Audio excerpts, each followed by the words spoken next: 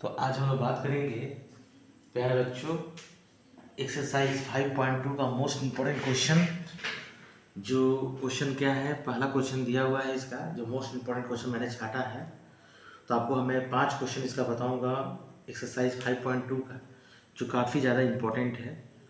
तो हम लोग देखते हैं। इसका पहला क्वेश्चन है, विच टर्म ऑफ एपी क्या दिया हुआ है 3,8,13 18 एंड सो ऑन इज 78। ने बोल रहा है कि एपी का कौन सा टर्म जो है 78 है। ये एपी फॉर्म मैंने एपी दिया हुआ है और इसका क्या दे दिया है कि पूछ रहा है कि एपी का कौन सा टर्म, विच टर्म। मैंने कहने का मतलब इसमें एन फाइंड करना है। क्या फाइंड करना है? एन फाइंड करना है। इन्हीं का आपका क्या दिया है, एन दे दिया, लास्ट टर्म दे दिया है। तो हम पहले क्या करते हैं, इसका लिखते हैं फर्स्ट टर्म, इसका सोल्यूशन लिखते हैं पहले हम लोग। तो फर्स्ट टर्म इसका क्या है, ए क्या है बच्चा, ए इसका क्या है 3 है, और इसका डी क्या हो जाएगा, इसका डी निकाल लेंगे। तो second term minus first term यानी 8 माइनस 3, 8 माइनस 3 क्या आ जाएगा, 5 आ जाएगा। ओके, अब यहाँ पर क्या देख रहे हैं, इसका लास्ट टर्म दे दिया है, मैंने एन दे दिया है। तो एन क्या दे दिया हुआ है इसका 78, क्या दिया हुआ है 78। अब इस एन से मैं लास्ट टर्म से क्या करना है, हमको एन निकालना है। क्या निकालना है, एन फाइंड करना है। तो मेरे पास एन का फॉर्मूला क्या होता है बताइए। तो एन इक्वल टू क्या होता है, a plus N minus 1 into d होता है। ओके, तो मेरे पास लास्ट टर्म क्या है 78 है, और फर्स्ट टर्म मेरे पास क्या दिया हुआ है 3 दिया हुआ है, plus N minus 1 into D, difference कितना है 5 है। क्या है 5 है। ओके, अब हम क्या देख रहे हैं कि हम इसको अकॉर्डिंग टू बोडमास भी चल सकते हैं, ब्रैकेट को ओपन करके बना सकते हैं, लेकिन हम लोग सिंपल मैथ्स का यूज़ कर सकते हैं जो हम लोग पढ़े हैं। हम इसको ब्रैकेट ओपन करके मल्टीप्लाई कर सकते हैं, यहाँ से भी निकाल सकते हैं, अकॉर्डिंग टू बोडमास रूल बना सकते हैं। लेकिन हम क्या कर रहे हैं, इसको पहले शिफ्ट कर दे रहे हैं। ठीक है, यानी कि 78। ओके, तो 78 इधर है, हम प्लस 3 को इधर लाते हैं क्योंकि 3 है, इसका बगल में कोई साइन है, हमने प्लस है। तो जब इसको इधर लाएंगे तो क्या बन जाएगी, -3 हो जाएगा।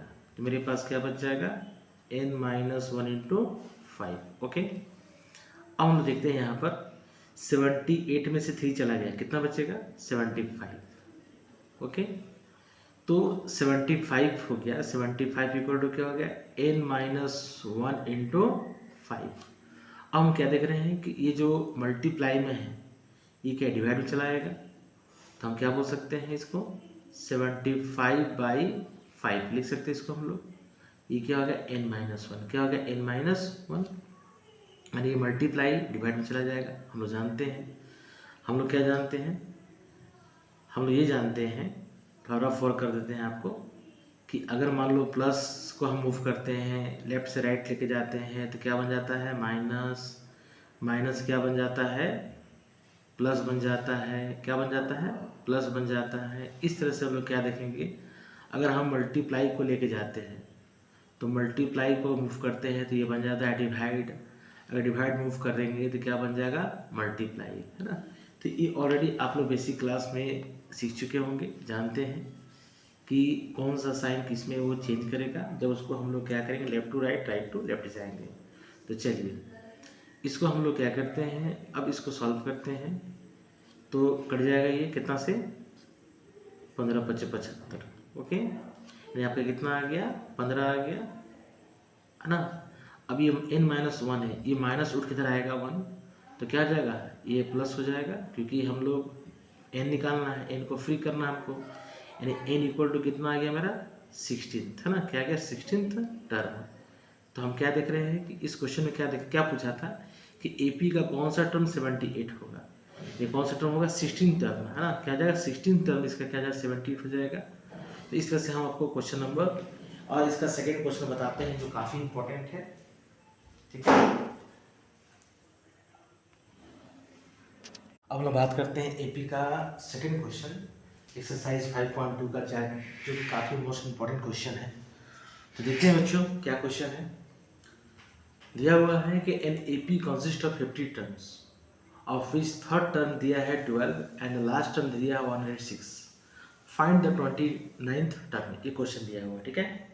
तो सबसे पहले बात है हम लोग क्या देखेंगे, इसमें गिवन मेरे पास डाटा क्या है।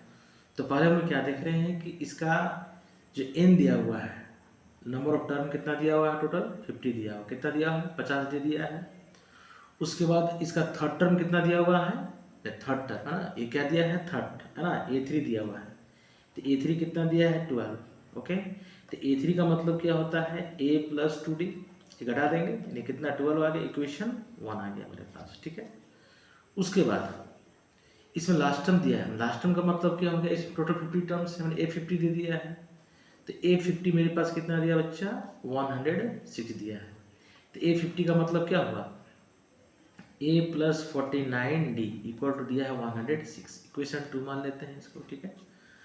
अब हम लोग क्या करते हैं, 1 और 2 को सेपरेट करते हैं, घटाते हैं, है ना। क्या लिखेंगे, 1 - 2 वी गेट, है ना।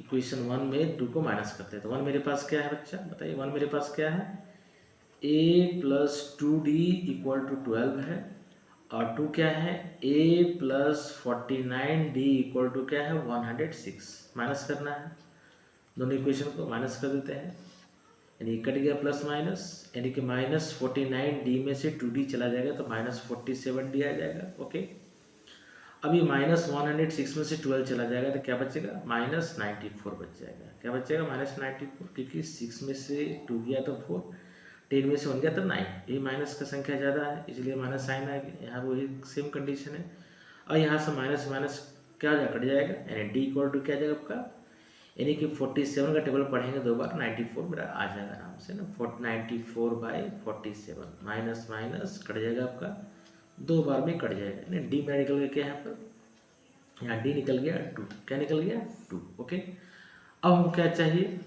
अब हमको निकालना क्या है बच्चा, यहाँ पर A29 निकालना है। तो A29 का फॉर्मूला क्या होता है, A + 28D। ओके, तो एक मेरे पास फर्स्ट टर्म कितना आया है, अच्छा, तो फर्स्ट टर्म को पहले निकालना पड़ेगा, है ना।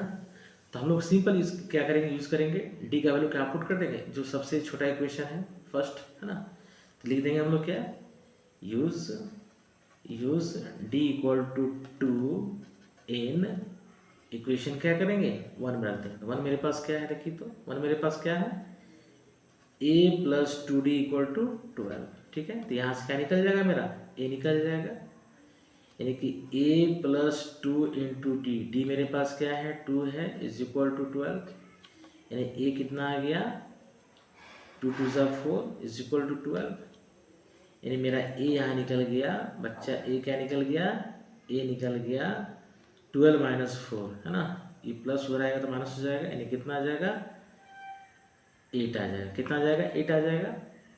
अब हम लोग क्या करेंगे, सिंपली हम क्या करेंगे, ए का वैल्यू को हम क्या करेंगे, पुट कर देंगे, क्या करेंगे, पुट कर देंगे, है ना। तो देखा जाए, पुट किया जाए, ए मेरे पास क्या है यहाँ पर 8 है ना, और 28 × D, D मेरे पास क्या है 2 है, रख देते हैं, 8 + 28 दूना 56, मतलब मल्टीप्लाई करेंगे। अब बताइए, 8 6 कितना हो गया, 14 के 4, हाथ बताइए, 5 1 6 64, है ना। यानी क्या आ गया, इसका A29 टर्म कितना आ गया, 64 आ गया, क्या आ गया, 64 आ गया। ये हुआ आपका आंसर हो गया, ठीक है। तो हम लोग क्या करते हैं, पहले देखते हैं कि मेरे पास गिवन डाटा क्या है, उसके अकॉर्डिंग हम लोग काम करते हैं। जिससे हम लोग क्या किया, डायरेक्ट A29 लिखे, लेकिन देखिए A हमने निकाले थे, यानी कि हम मेरे पास D अवेलेबल था, लेकिन ए हम लोग फिर हम निकालना पड़ा हम लोग यहाँ पर, ए का वैल्यू कैसे निकाले, डी का वैल्यू पुट कर दिए किसी छोटा इक्वेशन में, वहाँ से ए निकल जाएगा। जब ए निकल गया तो A29 क्या होता है, A + 28D, और ए मेरे पास है 8 और 28, डी मेरे पास 2 है। बड़मास को हम लोग क्या करेंगे, पहले मल्टीप्लाई कर देंगे इसको, तो 56 में 8 कर देंगे, 64 आ जाएगा। ओके, तो इस तरह से आपको मैं फिर नेक्स्ट क्वेश्चन बताता हूँ, ठीक है।